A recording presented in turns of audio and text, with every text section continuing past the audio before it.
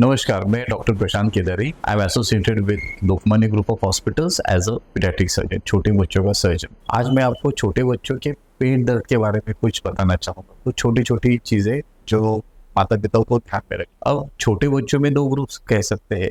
जो बच्चे बोल पाते हैं कि मुझे पेट में दर्द है, और दूसरे बच्चे होते हैं जो बोल नहीं पाते हैं।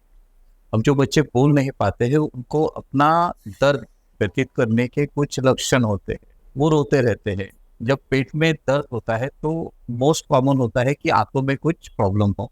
जब जब वो दर्द बढ़ता है तब तक वो बच्चे रोते हैं। दूसरी चीज याद रखने की है, जब पेट में दर्द ज्यादा होता है तो बच्चे वॉमिटिंग कर देते हैं। अगर वॉमिटिंग का कलर हरा हो तो समझ लेना कि आंतों में कहीं पर ब्लॉक है, टेम्पररी या फिर परमानेंट, जिसमें सर्जरी की जरूरत पड़ भी सकती है या फिर सर्जरी की जरूरत पड़ नहीं सकती।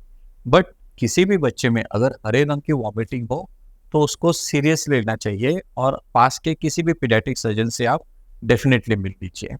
अब पेट में दर्द के अलग अलग रीजंस होते हैं। बड़े बच्चे यूजुअली बता देते हैं कि पेट में दर्द है, ऊपर की तरफ है, बीच में है, नीचे की तरफ है, राइट में है, लेफ्ट में है। अब मोस्ट ऑफ द टाइम्स बच्चों में दर्द जो होता है वो नाभि के आसपास होता है। उसमें दो प्रमुख कारण समझ सकते हैं, या तो वो आंतों की वजह से होता है, other than the intestines, may be from the urinary tract. बच्चों को यूरिन में या तो जलन हो सकती है या फिर नहीं भी हो सकती है।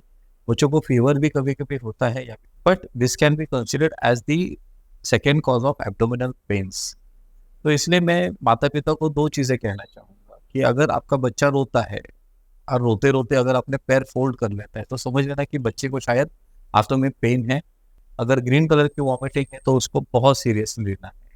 दो चीज़ें अवश्य करना, आसपास के पीडियाट्रिक सर्जन को डेफिनेटली मिलना। पीडियाट्रिशियन देखते हैं, सॉल्व करते हैं प्रॉब्लम्स, बट अल्टीमेटली जब पेट की प्रॉब्लम्स आती है तो पीडियाट्रिक सर्जन को मिलना अनिवार्य हो जाता है। तो इफ पॉसिबल बच्चे को पेट में दर्द है तो दो चीज़ें करिए, आस पास के किसी भी अच्छे पीडियाट्रिक सर्जन से मिल लीजिए, और दूसरा बच्चे की पेट की एक सोनोग्राफी करिए।